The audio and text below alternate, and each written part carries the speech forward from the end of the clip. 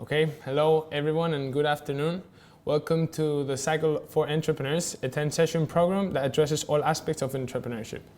I take this opportunity to extend a cordial greetings to all of those who are joining for the first time, and especially to those who are seeing this cycle from different parts of the world.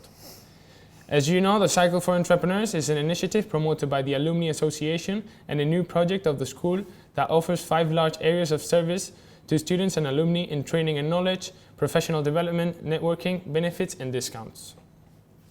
Technology for Startups is the 8th module of the cycle and will focus on the importance of technology during the creation phase. To talk about this topic, we have the presence of Álvaro Cuesta here with us. Hello.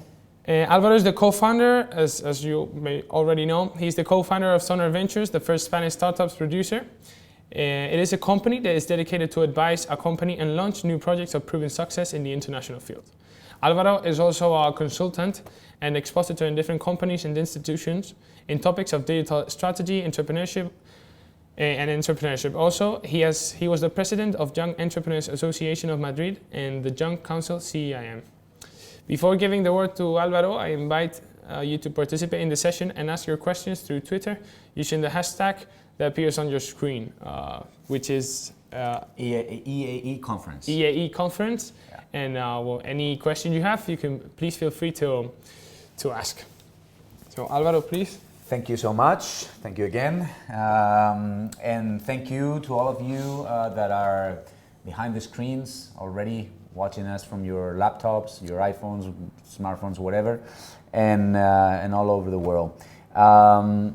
As you know, this is the 8th session, and we've been covering a lot of topics already about how to become an entrepreneur, how to start your own business, how to build your company on which grounds.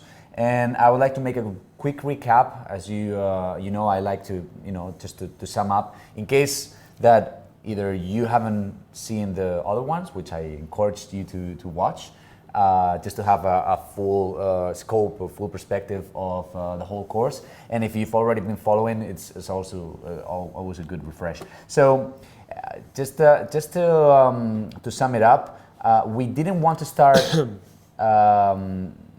the course on how to build your company, but what are the motivations to build a company and to become an entrepreneur. It was more, the course is more about entrepreneurship than the company itself. That, of course, we'll get that into that later. And regarding entrepreneurship, we've discussed about the golden circle, the why, how, and what. What is the real purpose behind our entrepreneurial adventure, and that will give us the fuel and the motivation to have the right skill set and the right traits to go along the whole business ride and the whole business stage. For example, if you are not truly motivated, if you're starting a company for the wrong purpose, then when things get tough and they will get really rough, you will not have the right motivation, and therefore you will not be perseverant, and therefore you will not reach to the other side of the death valley, as they call it, and that will be a real shame. So that was from the emotional side. We also seen that also in terms of the team configuration. We've seen how important was to be aligned with your team members, with your partners, with your co-founders, and of course the rest of the people around your business, and how you should find the hacker, the hustler, and the hipster as the 3 archetypes of team members within our company. And then that would configure the culture. We've seen a whole session about culture that I recommend you. It's called Culture Eats Strategy for Breakfast, as the name of the book from Peter Drucker. And basically we stated the importance of how all these emotional aspects and even the organization and operational aspects impact the culture of a company, and how is the real factor that determines the actual success, one of the main factors, in fact, that determine the success of a company, the culture itself. Okay, we've seen also, apart from the motivation and the team members, the culture, we've seen the operations. We've covered how important it was, especially in the case of startup, to start a company assuming eventually you will have to grow so much that unless you're really well prepared to become scalable, you will fail, not just because of lack of customers, but also from too much, from excess of customers. So those are the two main risk factors that we're trying to lower within these sessions. Also, apart from culture, the operations, we've seen the methodologies. We've seen not just the why and the who, but also the how. And the how, basically, it has many ramifications, but basically we've covered the two main methodologies that help us to actually develop our own business. So we've seen the customer development approach, and that also includes the customer discovery approach. And basically that states that the customer, as obvious as it might sound, is in the center of our value proposition. I know it sounds cliche, I know everybody talks about how important the customer is. We all say that, who's going to contradict that? But in this methodology is the whole process of building the business that is centered on the customer, not just I build the company, I build the product, and then I focus on giving a good customer experience. No, it's from the very beginning. Exactly. I start from the customer and then I deliver everything. So that's about methodology and customer discovery, customer development. As a derivative of that methodology, there was this person called Eric Ries, who actually was a student from Steve, that it was the actual writer of the customer, Steve Blank, the actual customer discovery and customer development methodology. He was a student that he thought that could lead to a new way to start businesses, and he stated the lean startup methodology. He wrote the book, The Lean Startup, and we've seen that also in this course, how important was to become half artists, half scientists. And within our scientist approach, it was very important to understand this hypothesis stating, the experimentation, the measuring those experiments, and then refining our hypothesis and so on, right? And so that's the main idea behind Lean Startup. Then we've seen other ideas behind that methodology, as for example, not just the scientific method of build, measure, learn loop that should be stated, but also it covers the importance of what do we do when our learning, our validated learning, as he calls it, tells us that we're actually reaching to a dead end. That if we keep going this way, our company is going to fail, and that's where that's when we have to pivot. So he stated the two actual directions that a company can take. It's either an iteration, a constant iteration of polishing and optimizing our business in all the ways possible, or when you have to make a major shift in a very important area of your business model, that's when you have to pivot. For example, when you go from a B2C, a business to customer approach, to a business to business approach, or when you start selling a product just on e-commerce, on a transactional base approach, and you turn into a subscription-based model, for example, or a free model to a freemium model. Well, it's a mix between an iteration and a pivot. So that's very important in terms of Lean Startup. We've also seen something very important that is about the Lean Startup, and that we are also going to discuss today, that is called the MVP, the minimum viable product. Because if we don't have our first experiment in order to do this cycle of build, measure, learn, and constant optimization, then it will be very difficult to get the ball moving, right? So that MVP is actually not a product. It's not this minimum viable product. It's not minimum. It's not viable, and it's not a product. Ironically speaking, it's not a product because it doesn't have to be fully functional. It just needs to validate our main hypothesis.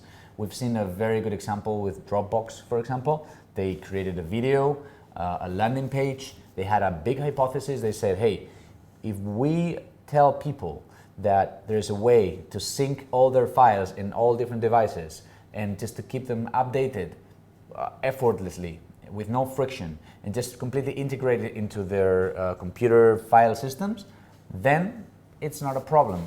Then they will buy it, they will download that software. So that was the big hypothesis, and that's how they just said, okay, but for that our MVP needs to be a landing page, a video explaining that, and a download button saying, hey, would you like to download this product? And that was enough, because when people were actually clicking on the product, they would just see a sign saying, we're not ready yet, we're sorry, but you can leave us here your email. And we'll tell you when you're ready for it. Exactly. So that's very important, because it's the difference between focusing on just selling from the very beginning and creating a very good product, which is what most companies try to do, and that's one of the main reasons why they fail. Mm-hmm. And instead of doing so, they start from a minimum viable product, they build a landing page, they create a video. That's called a ghost product. It's not a real product because it hasn't been built, hasn't been coded. And once they validated that certain people are willing to click, and therefore it validates the intent of actually buying or downloading the product, that's more than enough to start and get the ball rolling. So that's as for lean startup. And finally, we've seen that, okay, we've done all that, we've created our MVP, we try to get into very near to our product market fit. As we've mentioned before, we're close to finding the right business model. And don't forget, this is very important. The product is very important, but at the same time, more than the product itself is the business model behind it. It's actually part of the definition of a startup. It's a temporary organization that is running within huge levels of uncertainty, and has to go from zero to high growth in a very short time. Sorry, and that means that needs to be scalable. Now, reaching to that point, scalable. How do you become scalable? There are many ways to become scalable, but one of the main ways to become scalable is with what we are actually going to talk and discuss today, which is technology. Technology is the factor that helps us to become scalable and to grow exponentially, and the company just resisting that growth, okay? Of course, about also including the operations and all the other aspects that we've covered.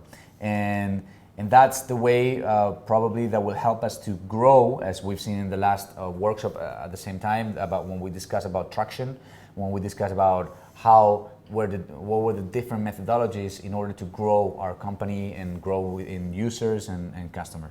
So, sorry for being, to making such a long synthesis, but I've just summed it up like 7 sessions in 10 minutes. In 10 minutes. So it's not too bad. I think at least we have all a glance about everything now. So if you feel interested about any of the aspects about it, then just go to the other webinars and check it out. Now, technology. What are we going to discuss about technology? Well, basically, when we hear startups, we associate that with the technology, and of course it's one of the main risk factors, but it's not so much the technology itself, the technological risk itself, but is the product development approach that is, huge risk. That's, to me, the technology that we're going to discuss and we're going to be more focused about.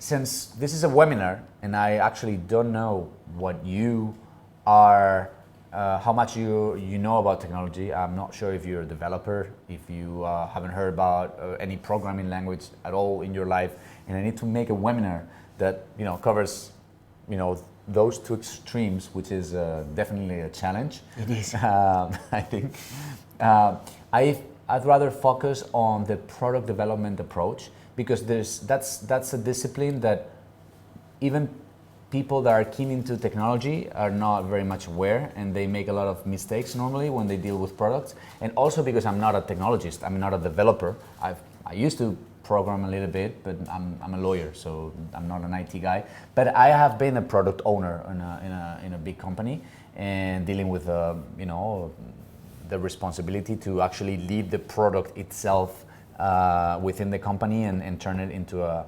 profitable business and integrate the strategy and the needs of the customers and make that profitable. So I think that I can help you. So we're going to see a general overview about technology in a startup, especially regarding the different stages that we need. How do we scale? How do we use technology?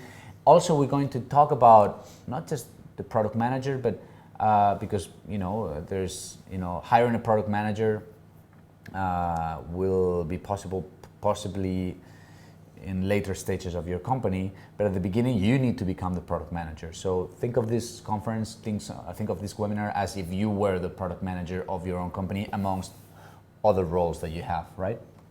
So we're going to also discuss about how do we find the right technical people, when is the right time to outsource my product or to build it from within, what should I do in those cases. So I beg you, if you have any questions about it, it's now or never.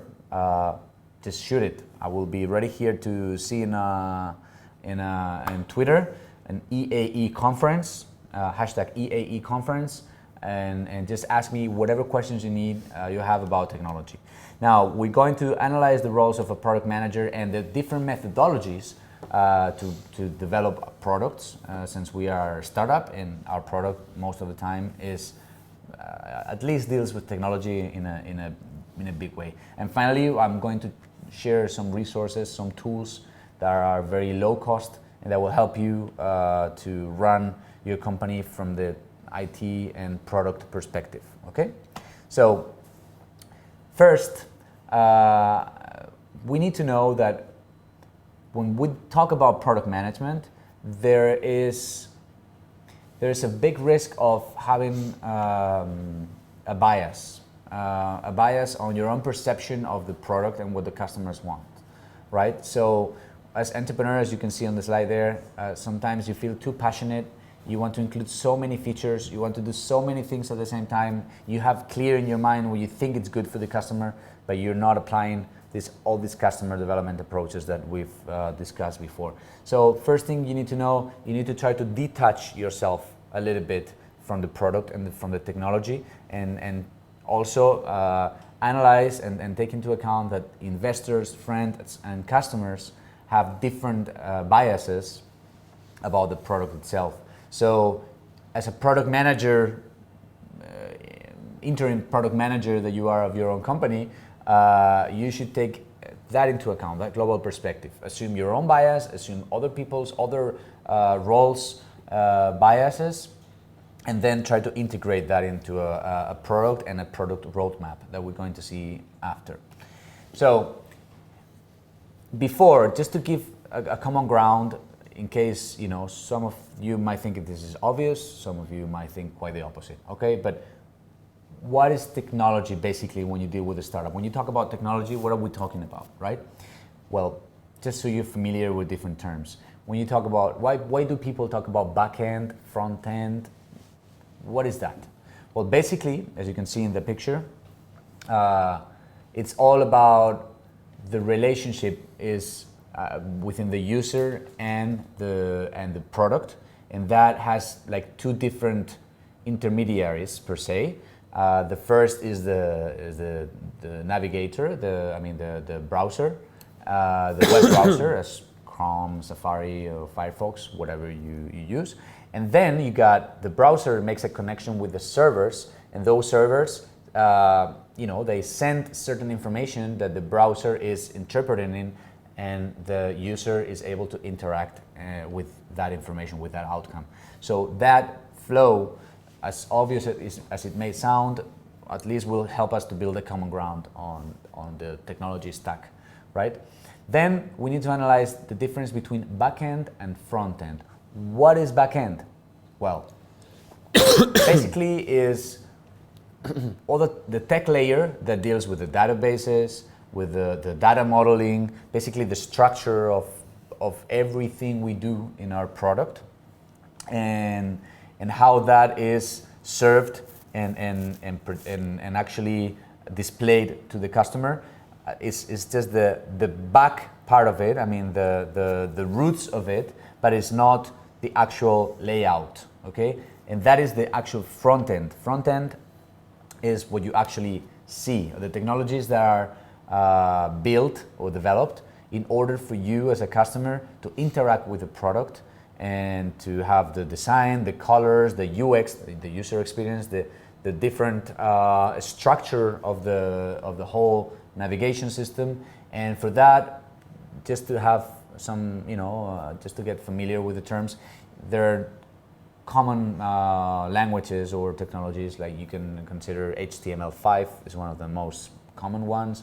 CSS, Cascade Style Sheets, that's another part of the front end technology. And JS, JavaScript. JavaScript is a type of code that is not within the servers, but it's actually within your browser, and that helps the browser to interpret everything, and it will have a smoother relationship and a smoother experience between the customer and the product.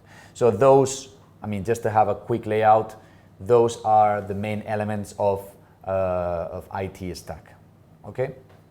By the way, if you want to ask questions or to make any comments, I will be more than happy. Great. This is not a funny topic, okay? This is technology. I know that if you're not IT person, it could become a bit confusing at the beginning. So just let me know. Now, it doesn't matter how much, whether you use HTML, CSS, or JavaScript, or Python, or, those are, of course, interesting and important aspects of a technology and a detail when you become entrepreneur. But if you're not an IT person, there's something even more important that is actually to build the right product at the right time. And that is very important concept to understand, or approach to understand, because some entrepreneurs they approach to me and ask me, hey, I want to build this. What is the technology I should use? Should I use Ruby on Rails? Should I use Grails? Should I use Meteor or whatever other frameworks, IT frameworks? And my next question is, well, of course, if they are asking me that, is because they have no CTO. Okay, that's first thing. If they do have a CTO and they still ask that, they have a problem. They do have a problem. So that's one thing. And the other thing is, what is the stage that you are at? Because, as I mentioned, if you remember, the first product that we build, that is not even a product, is the MVP. Now, the MVP is something as simple as we've discussed with Dropbox, that is a landing page with a video and a click button and a form, and that's it, right? Now, what is the technology behind it? You don't even need to know, because you just use a platform called Instapage or many others that you can find in the market that will do that for you, okay? So if you are at a very early stage, my first advice, if you have not clear yet what the real customer wants, is don't worry too much about technology. I know it sounds, an IT person might kill me if they hear that, but don't worry about technology. Just as Paul Graham once said, build things that don't scale. Actually, this is the name of his book, Build Things That Don't Scale. First, build something that is useful to the customer. Don't worry about the IT stack, because you will have to change so many things and it will be so different that maybe the technology stack that you need is completely different from one product to another. Yeah. So once you pivot, you will be changing the technology. Exactly. I see. Exactly. So maybe the first thing you need to understand is, what is the hypothesis that I need to validate, and what is the MVP that I need to build in order to do so. If it's an e-commerce site, don't worry about technology, like a huge technology stack. Just use Shopify, use Magento, use any other like PrestaShop or whatever other e-commerce platform that you can use.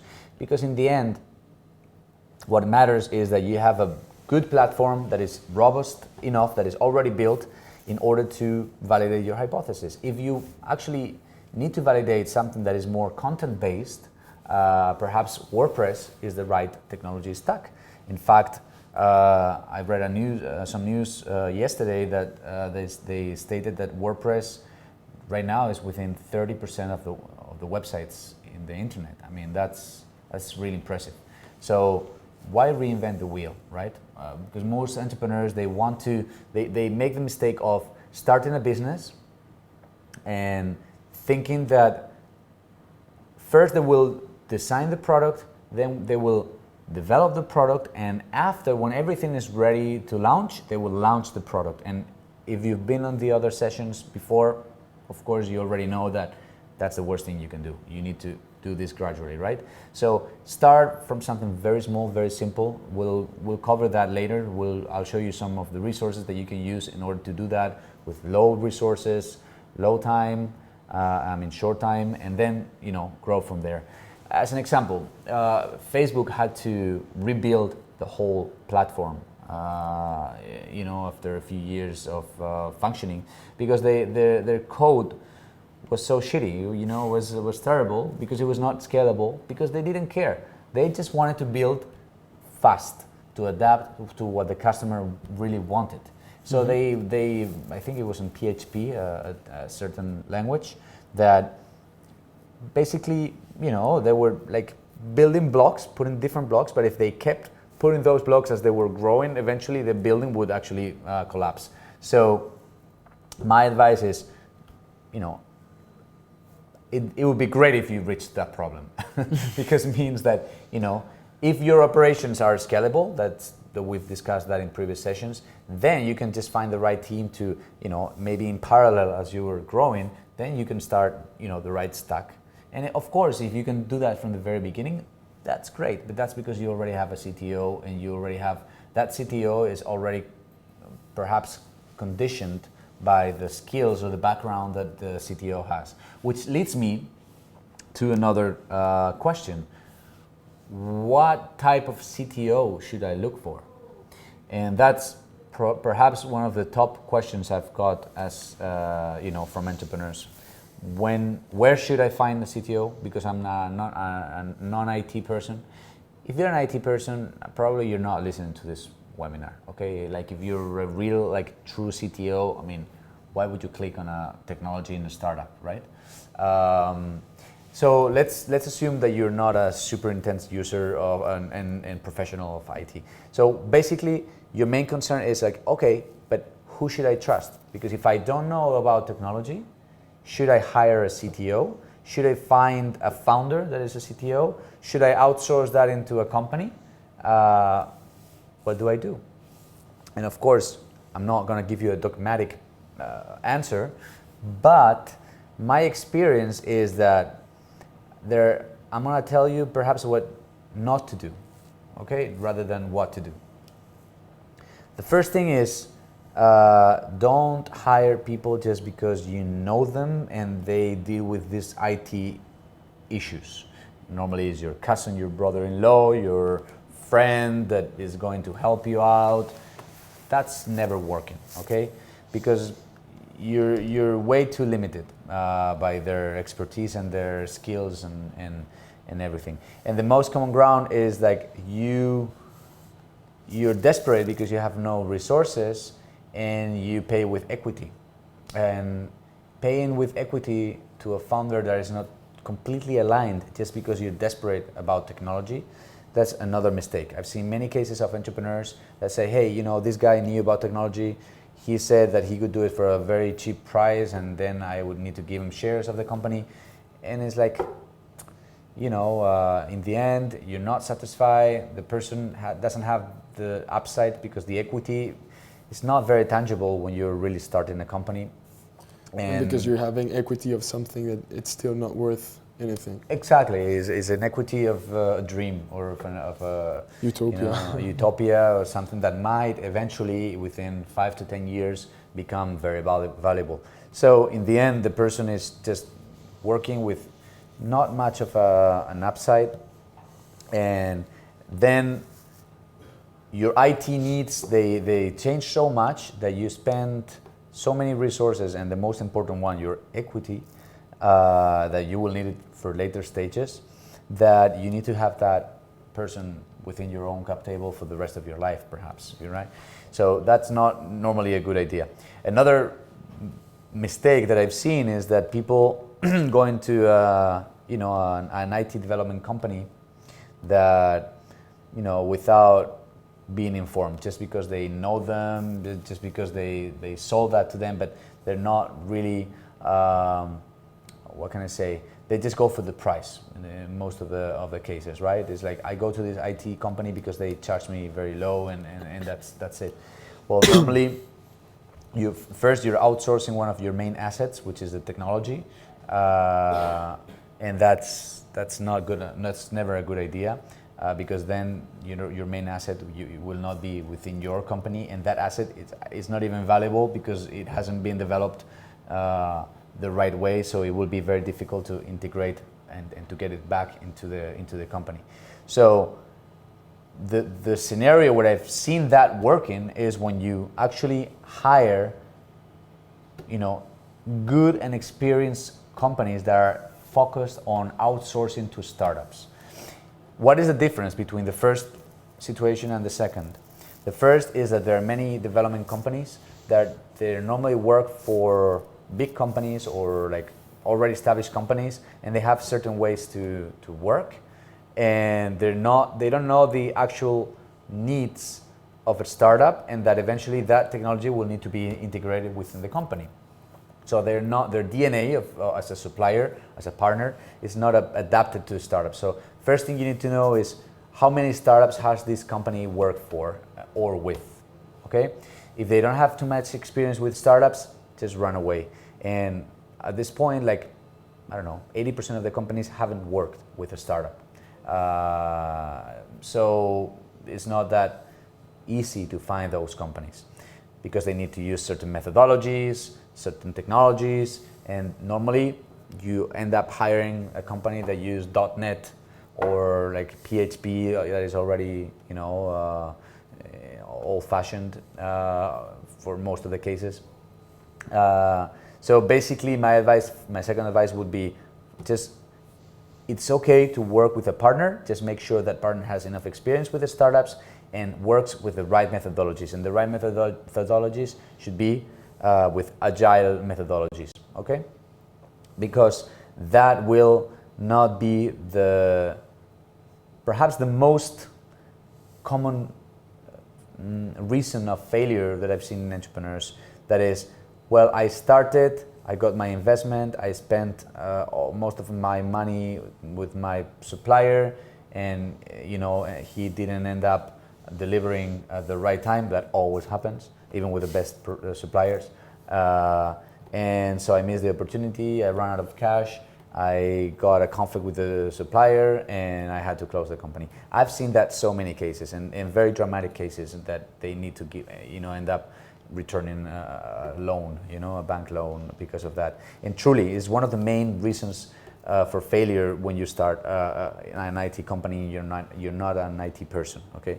That you find the wrong partner. So that is critical, okay? So the best thing is try to use certain methodologies, since you already know those methodologies because you've seen these webinars. The agile, Scrum methodologies, lean startup methodologies, because they're constantly developing, and you can see almost every week they have something new that is delivered. They don't want you to have 6 months until they show you something, and then you start making changes, and then the project never gets closed, so you end up not actually publishing your website, and you miss the opportunity. The investors get pissed. It's all a mess. No, you need to hire someone or a company that works with you, and within 2 weeks you already have something online that is already functioning, that is an MVP, that understands that the right methodology should involve all the different stakeholders of the company, especially you. And that's why we're covering today these topics of being a product manager. First, in order to understand and to know what to expect from that product manager, and also to become a product manager yourself, okay? So that is very important, a continuous development of the product, okay? The IT at this point, you don't actually need to know because it might change drastically. So, what is a product manager? The product manager is the ultimate responsible for designing, building, testing, and bringing to market the right product to the needs of customers and the company's strategy.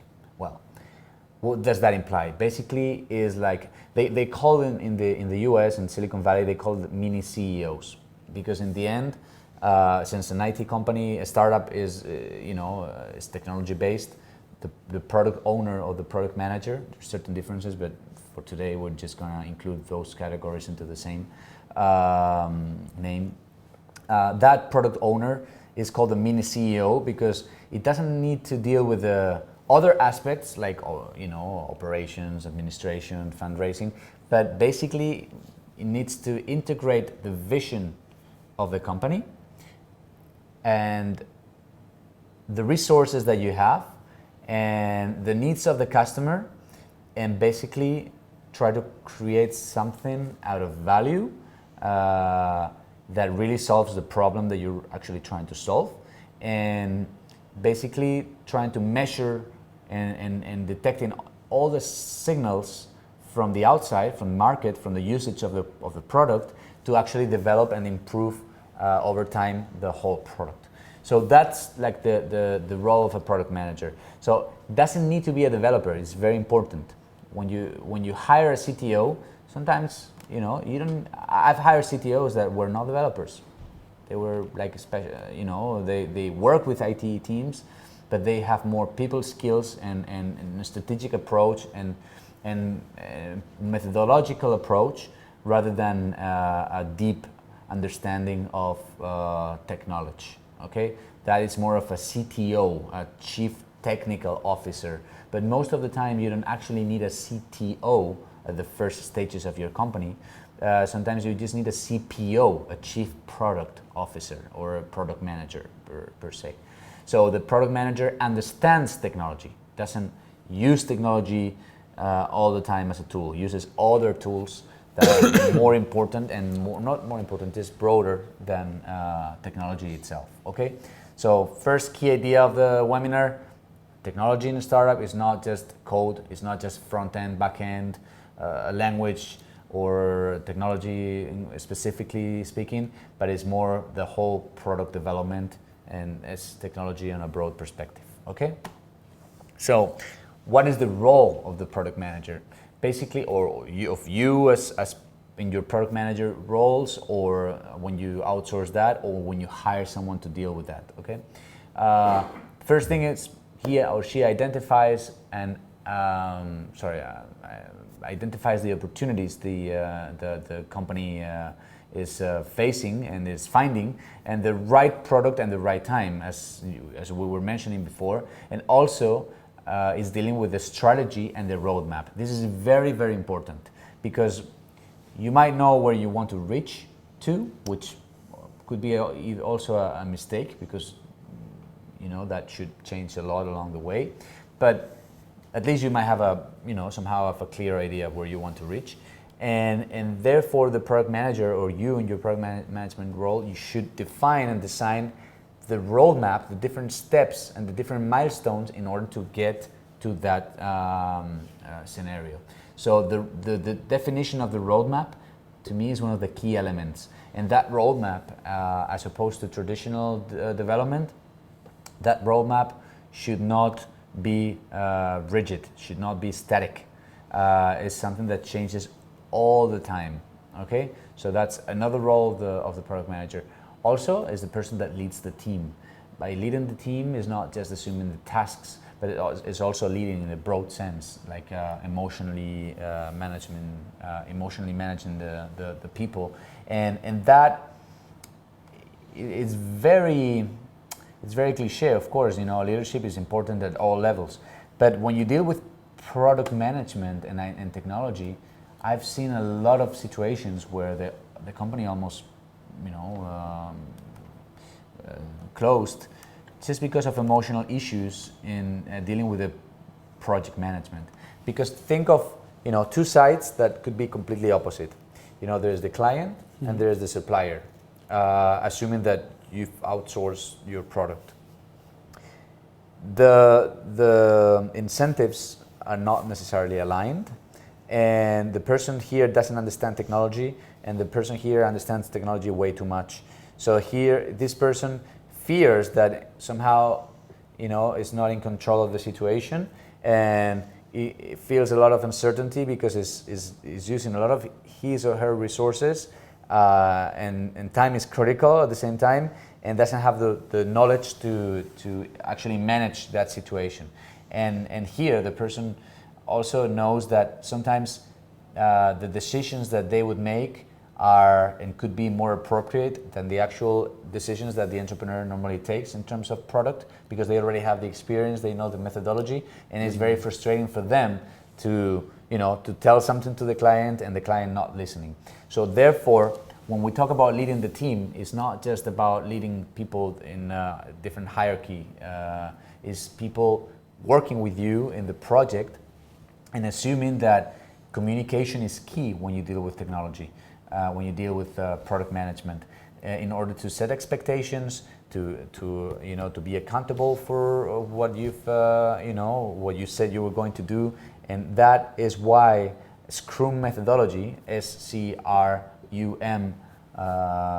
is very, very important, because it involves all the stakeholders of the project, and at the same time you have a clear set of rules and procedures in order to take that uncertainty and those risks of lack of communication and others that are inherent to a product.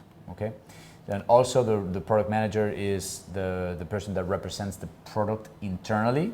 If you are the product manager within a company, even if you are outside the company, you're the supplier, is the person that basically represents the product. It's like the ambassador of the product. That's why they call it the mini CEOs. And also at the same time represents the customer, ironically, because sometimes I've seen CEOs so focused on the product, they're not focused on the customer. So when you're a product manager, you need to become defensive and very assertive on what the actual customer is telling you. Okay, so I've seen that, and I've suffered that as product owner at the same time. I work with other partners, and one of them was a CEO, and he was a visionary, but at the same time he didn't actually know what the client really wanted. So there was this tension or this friction between us, because it was always very difficult to try to integrate those parts. And what is a good project manager like? What are the main traits? What are the main aspects that we need to look into a person that is either part of our team or is the actual project leader of the product, of the platform that we're going to outsource? Well, basically what you need to look for is, don't focus too much on IT knowledge, really. I'm not saying that because it's not important, that would be stupid, but it's because the main critical factors are not technological, are what I'm just telling you, I think. First is people management, passion about the product. If you don't feel passionate about what you're building, in the end you're going to reflect that in the product, both internally and externally. So you need to find partners that will be aligned with you and maybe share your vision and understand the product. You don't need to, you will know that when it's the right partner, when it's a person that you don't need to clarify too many things in order to define what you want. Basically that person is even giving you some hints or ideas or suggestions on what to do. That's when you have someone that is already tuned with your strategy and with your vision and everything. Okay, so that's really important, and not just having passion about the product, but having empathy with the users. That is really important as well, to actually sense and read within the data and also within the conversations with the customers what they really want, and try to actually make that tangible in the product. Also, it's a person that needs to learn fast, because if you're dealing with technology, it's such a fast changing world, and there's so many different technologies for different needs, that needs to be a person that is open to learn both about technology and other aspects that are either in the domain field that you're launching your product, or in the different dimensions of the product, like the UX, UI, analytics, conversion rate, it's all these other aspects. Of course, it's not just the person that learns fast, but also has communication skills, which is also very important because, once again, when we're dealing with technology in a company, we're not dealing with a guy that is a programmer. It's just a whole team, including yourself, that is dealing with the company, with the product, and therefore communication is very important, not just in terms of procedures and tools, but also in terms of skill set and in terms of emotional intelligence. And also needs to be reliable. Well, it sounds obvious, but I've seen so many suppliers that, they just need the money, and they tell you that this will be ready for the next, within 2 months, and for this budget, and it's never happening. So they don't actually do what they were committed to, and that's very common. And that sometimes, once again, it's not because they're not reliable. It's just because of the communication was so poor, and the expectations were not rightly set. Okay, but apart from that part of the communication risk, you need to find reliable people. So therefore, what I would advise you is just ask for a list of projects and clients, not just the ones that you see, on the website as a portfolio. You never know what they did for those. Just ask them, give me 2 clients that you've worked before. Let me talk to them. Let me see their experience, how it was, assuming that of course they will not be entirely happy, because in the end, once again, is a very conflictive process when you deal with product management and product building. Okay, but at least just to listen and have their feedback integrated into your own decision. So basically, to sum it up, technology is not just zeros and ones, not just front end, back end, not just one language or one framework. It's about the product. The product is about the methodologies and the people. And the methodologies, we've covered those. Lean Startup, Scrum methodology, we're going to see some others later on. People, these are the skill set that you need to take into account. And it's sometimes you will need to find a product manager or a product owner for your company. And sometimes you will have to outsource that within another company. Either way, don't just do it out of despair or like deep need when you hire someone. Okay, just it's a critical decision. And what I'm trying to help here is not to become a person good with technology, because within 1 hour it's impossible, but at least to know what to look for when you feel surrounded by IT people or product people. Okay, I think that's the way to make more usable, more basically useful. This webinar. Now, when we deal about product management, we mentioned that methodologies were very important. We mentioned agile methodologies. We've mentioned all types of Scrum methodologies. But basically, you need to understand the different stages of product management and the different methodologies that you need to use at the different stages. So, after all, product management is a combination of different disciplines and different methodologies. First thing, when you're designing, you're in the idea stage, and you need to apply all these customer discovery and development approaches that we've seen, when you need to define the customer persona and identify your main hypothesis and validate those hypotheses. All those are design thinking is when is most important, is more critical. Is most critical. Design thinking is a methodology that I recommend you to check on.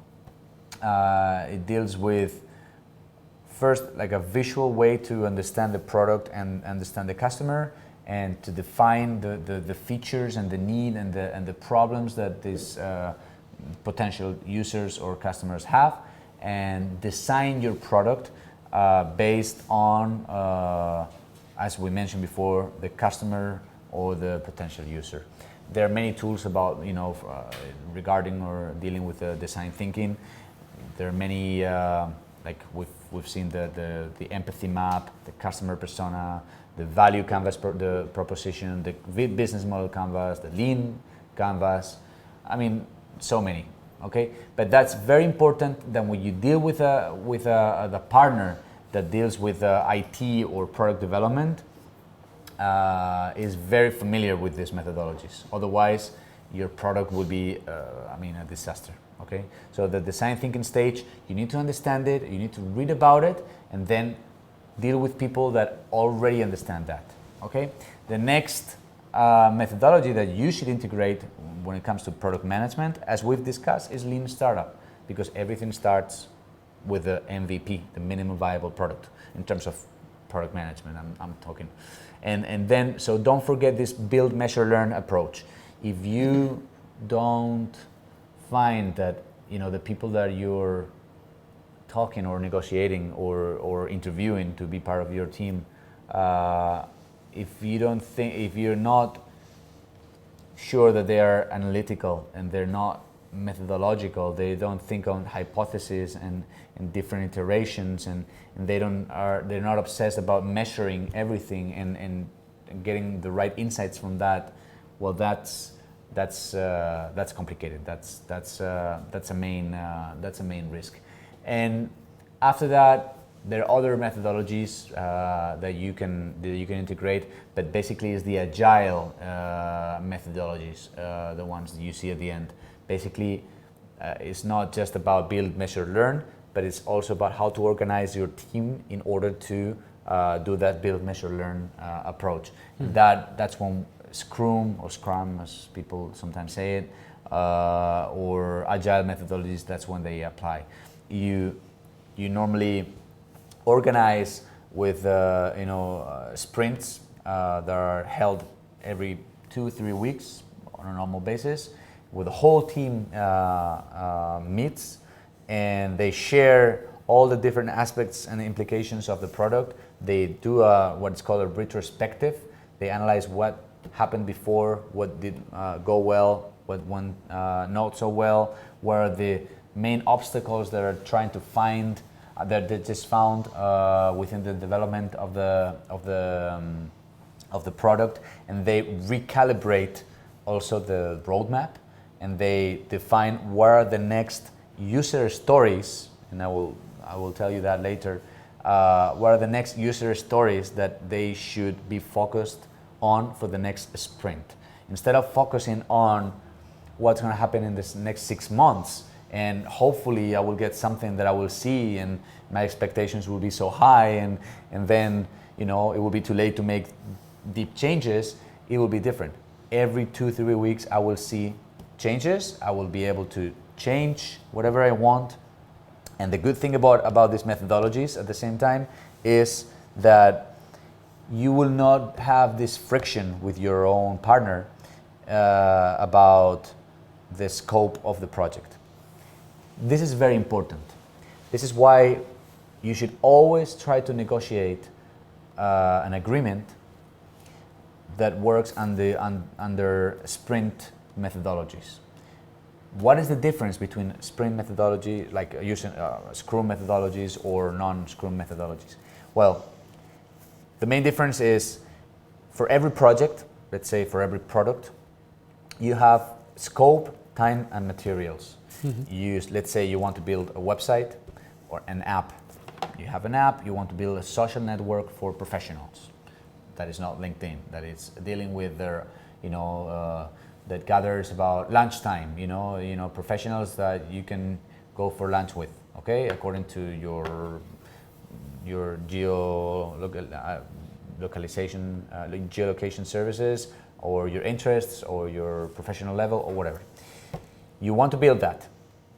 You can either make a huge document of your specs and what you actually want and say, hey, I want this, how much do you charge me? And they need to evaluate what they think it's going to take, assuming that you will make up your mind within the process, hopefully.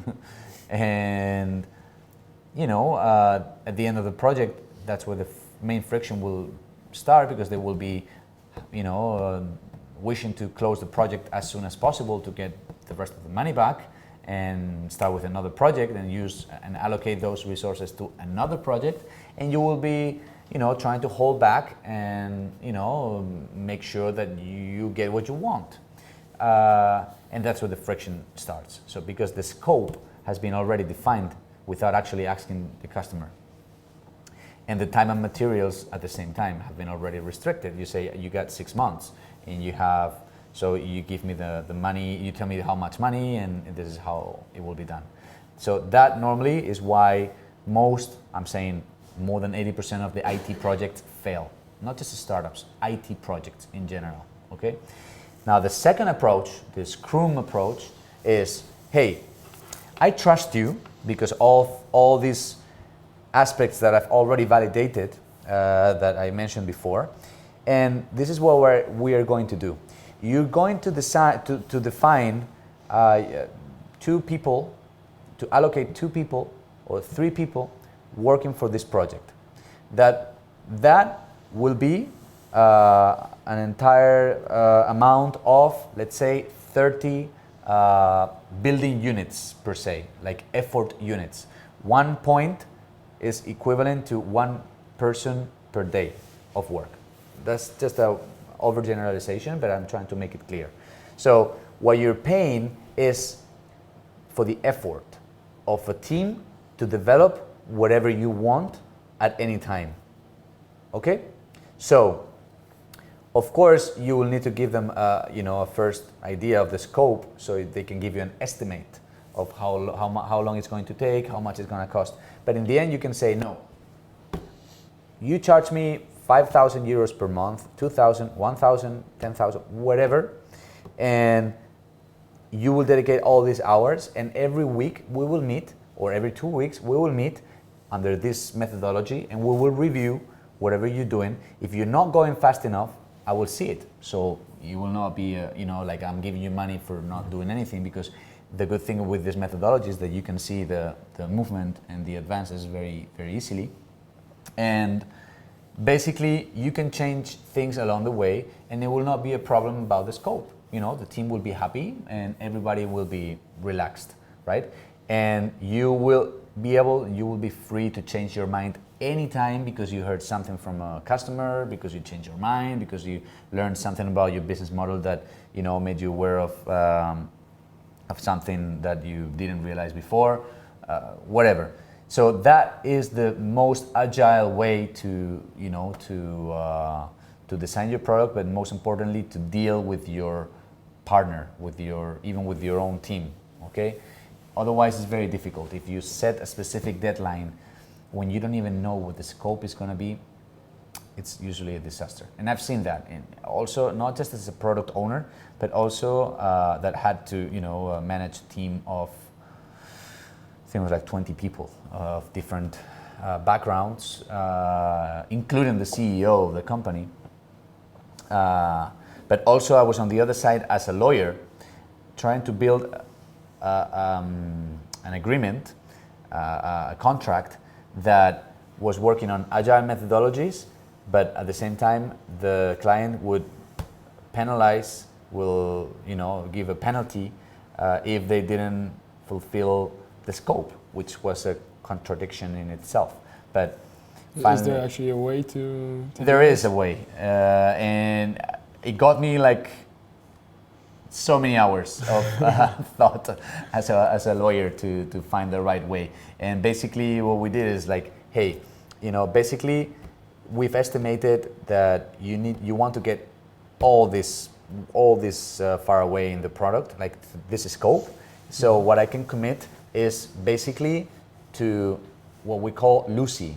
Lucy, we call it Lucy because it was the first man on Earth, or actually first woman on Earth. Like it was the evolution from the monkey that we call that the MVP, the minimum viable product, and the man that is actually, or the woman that is actually the final product. So Lucy was what it's called the final, the lost, how do you say eslabon, the part of the chain, within the human evolution, right? So we call that Lucy, which is not the MVP, that is way too early, so you can not commit a scope because it's way too early.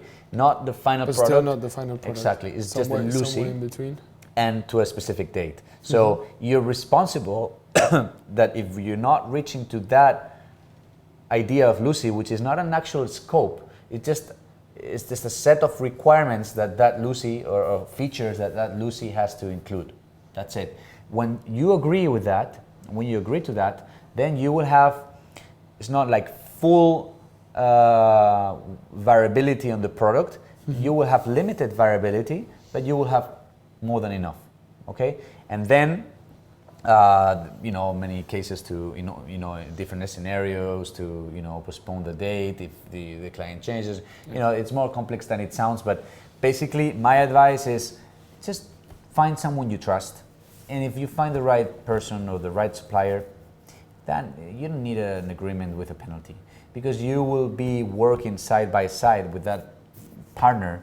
You will know that they will probably work more hours than they actually bill you, because they are so engaged with the project that they will even use their own personal time, and therefore they will be part of your team, just a different orbit, but part of your team, and therefore remote. Exactly, it's a remote team, and there are different legal approach, but in the end, it's part of the team. So my take on that is a matter of trust. So that's why I'm putting so much focus on finding the right partner, rather than on telling you about technology and that you will probably not use. So that's the procedural approach. Just other ways to understand this is a continuous cycle. You need to continuously innovate and design and implement.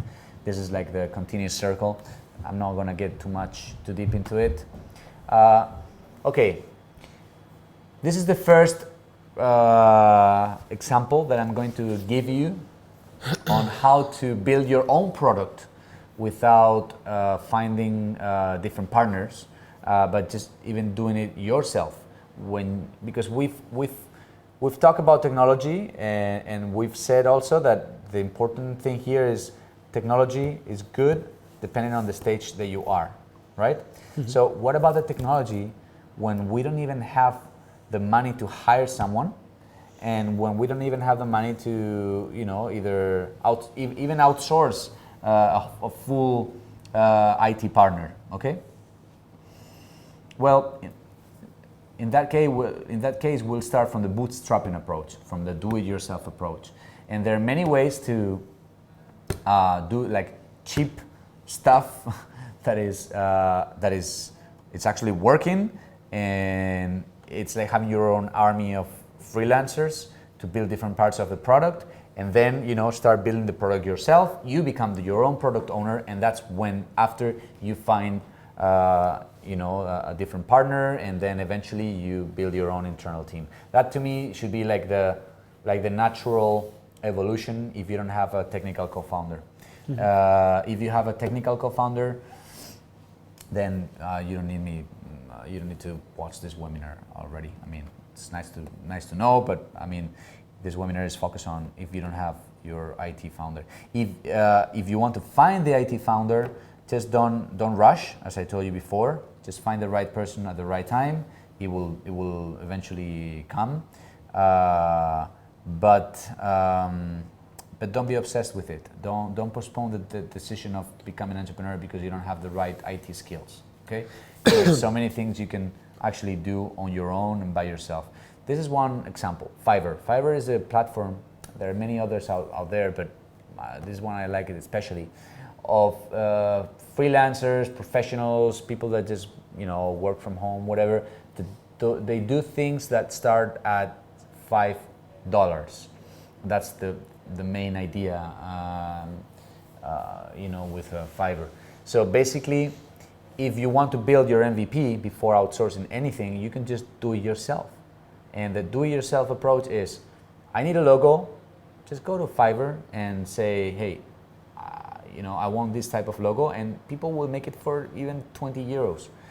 A quality logo, enough to get around for the next months until you start validating your hypothesis. It's not the best probably, but you get Exactly. You get what you need for the stage. Exactly. I mean, when you start, it's very common to be focused on about the brand, the logo, the name, the domain name, and all those things. And of course, it would be responsible for me to say that it's not important, but it's not really critical at that time. If your resources are limited, just don't focus on that. Just, that's not creating value. People, if they like what you're actually offering, they don't care. I've seen If the logo is. Yeah, I mean, I've seen very successful companies with terrible logos, terrible names, terrible designs. Terrible designs. And once again, I'm not saying design is not important, but might not be critical for you in order to validate your main hypothesis. Might not. Sometimes it is critical because design is part Depends of the. on. Exactly.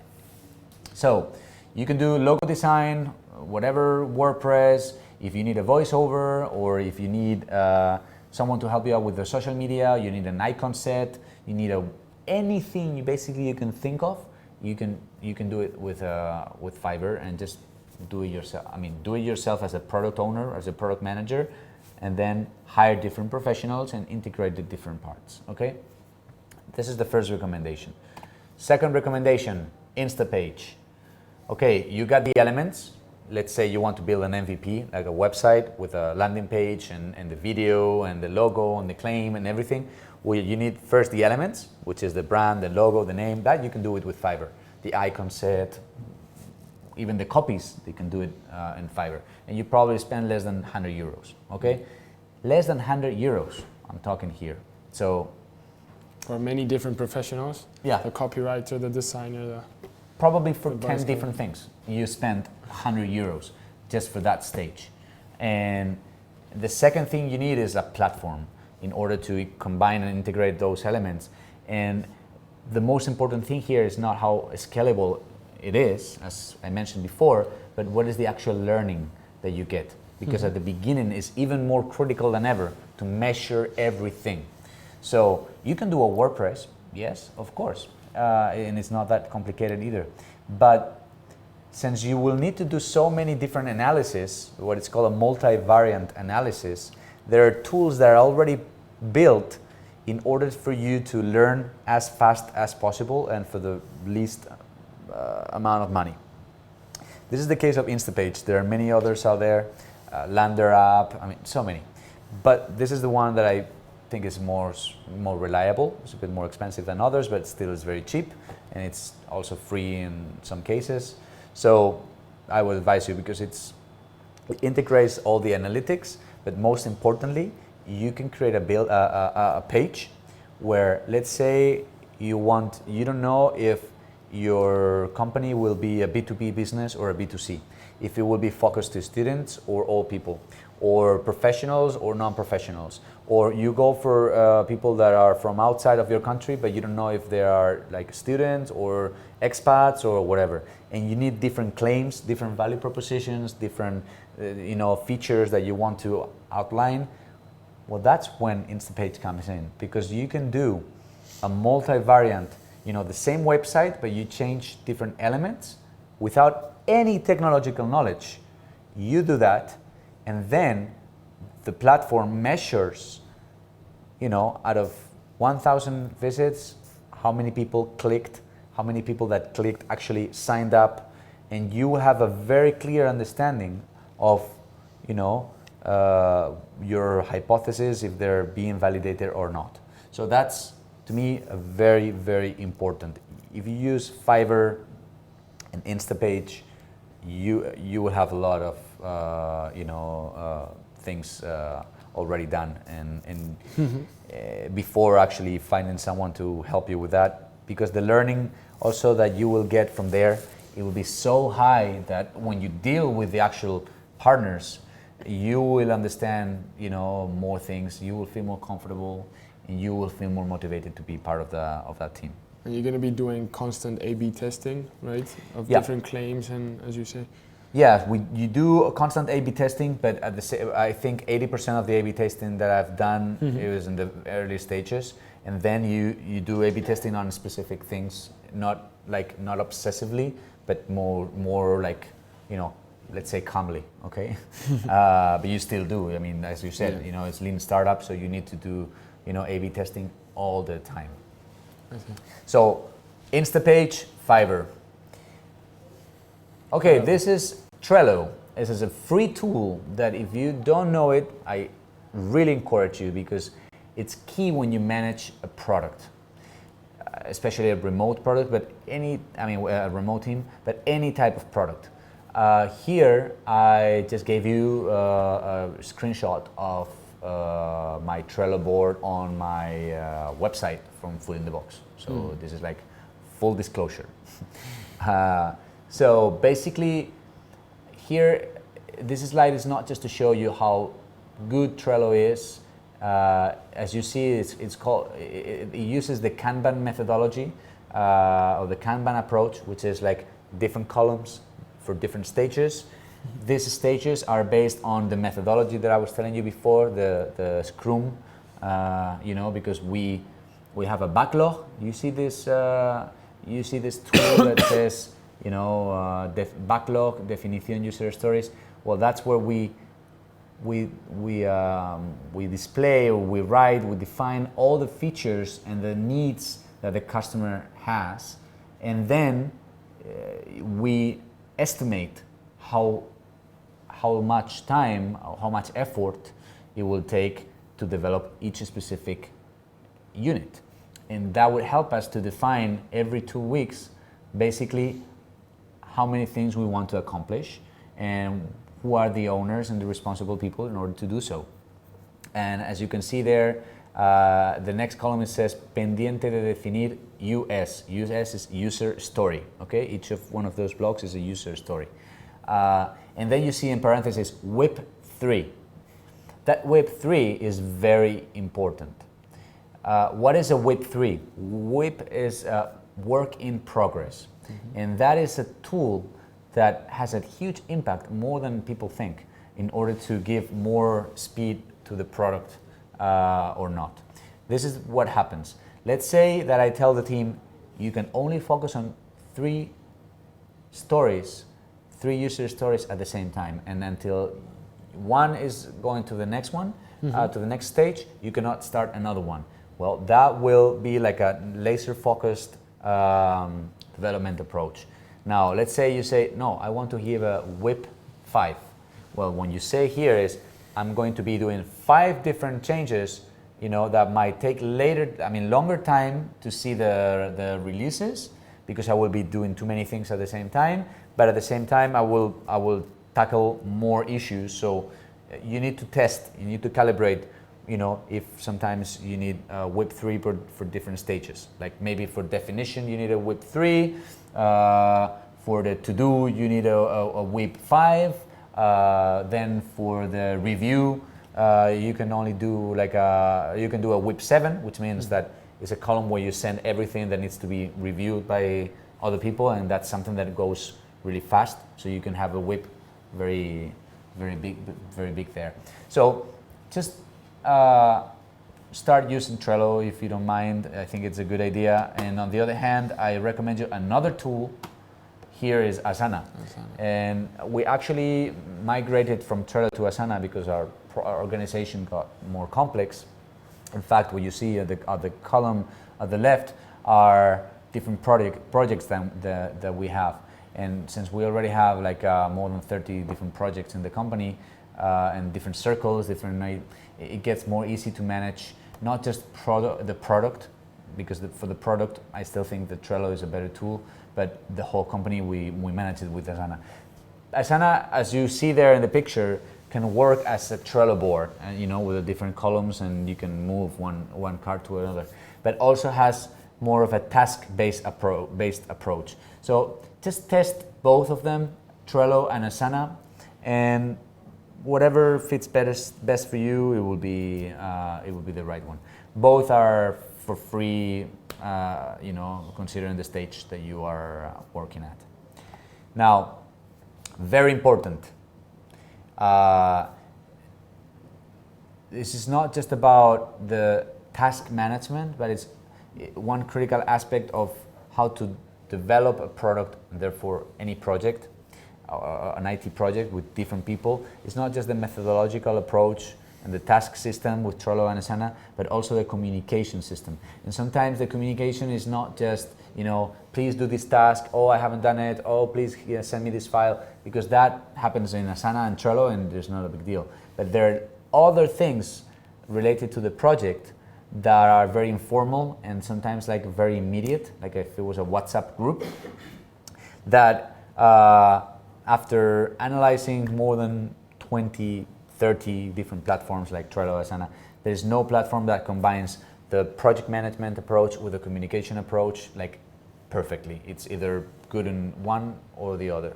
So most people now would recommend is use Trello and Asana, to do all this product management approach And integrate it with the Slack. Slack is like a chat. Okay, like WhatsApp for businesses. Exactly.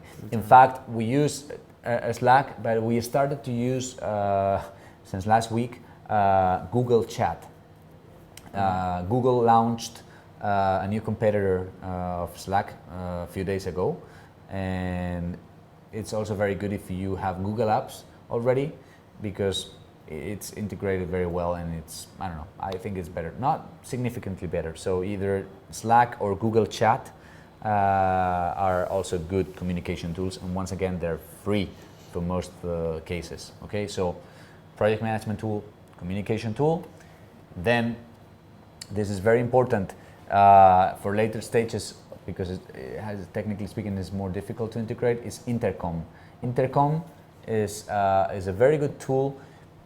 Is basically, you see there like a chat, these chats that normally appear on the website when you want to talk to a customer service or whatever, but it's much more than that. Basically, what Intercom is doing is it's inserting a certain type of code in your website that gives you all the information about the behavior of those customers and those users. And that will give you a lot of information, and it will help you to define your own product as the users give you the feedback. So Intercom is another good platform. Apart from the insights that you get from the users doing, without telling you, just by behaving in your website, there are other tools that are also free. This is User Voice. User Voice is also for free, and is one of the tabs that you can get in a website, like give us feedback type of call to action. Well, this give us feedback is more important than you think. That feedback gives you user insights from the actual users that will help you to reconsider your own product roadmap. And speaking of roadmaps, there's this tool that is very beautiful, very beautifully designed as a product, and that deals with product roadmaps. Once again, defining your product roadmap is very, very, very important, because it also helps you when you go for funding, or when you want to motivate your team, when you want to share the vision, and when you want to set the objectives of the company. They need to be aligned with the product roadmap, and that needs to be recalibrated all the time. So Roadmap is one of the top tools to create beautiful roadmaps very quickly. As basically as a synthesis of what we've discussed, a good product manager, this is the product manager's manifesto. You can read it on your own, but basically there are many things that are, taking into account everything that we've already used. Just when they say ship there, it's like a deliver. It says prioritize ruthlessly is very important. Focus is one of the main aspects of technology in a startup or product management. Fail fast, learn fast, succeed faster. This learning approach of making a lot of experiment and learn as much as you can learn by doing so many and running so many experiments. No ego, very important. Ego is one of the main causes of weapons of mass destruction in the world and in the business field, and also in technology. Ego, I've seen it, it's terrible, because in the end technology is about people and teams, And when you deal with teams, you deal with ego. So please get your ego, let your ego at home. Then take risks.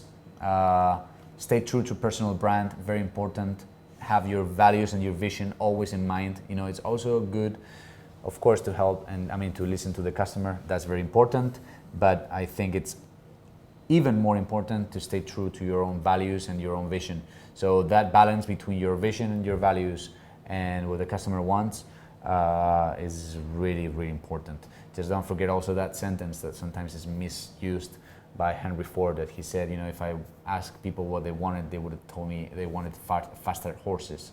Well, sometimes, yes, the customer tells you wants a faster horse. You don't need to interpret that. They just want to get there quicker, faster, and therefore you will build the car for them because they don't know the car can exist, right? They just know the problem. So once again, just take some time to read it and take care.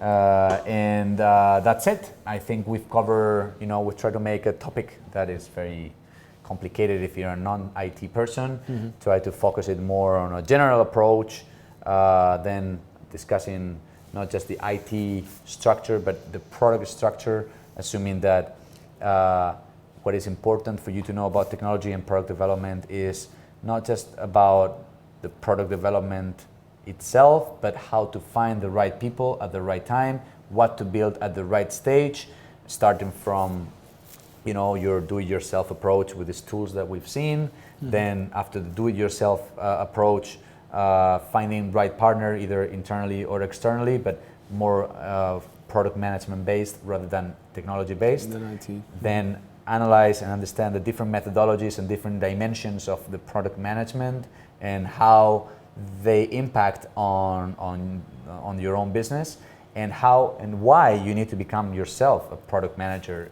all the time. If you have a startup, you need to be a product manager part-time. And after that, as you grow, of course, you will eventually need to find other partners, but always take into account that eventually, if you want to build something powerful, scalable, and valuable, that IT, that value cannot remain, you know, with your partners outside of the company. You eventually need to take into account all the time that always will be will have to go and roll back to your company and have all your code, all your assets, everything within your own company. And therefore, little by little, I would start from the product manager and then bring on board to different IT teams as you grow, and the rest you can outsource it. So that mix between, you know, do it yourself, pure outsourcing, you being the product manager, finding a product manager, then the product manager dealing with the outsourcing, having certain professionals inside the company and others outside, and finally outsourcing, insourcing everything, and just have different IT partners to give you and to provide you with different solutions for different needs, as I was mentioning. And in the meantime, just always be measuring, and for that you can use those tools. Pay attention to the methodologies, the agile methodologies, the lean startup, the different design thinking approaches, and keep in mind what a good product management is, and good luck with it. Great. So well, thanks everyone for joining us, and we'll see you on the next session.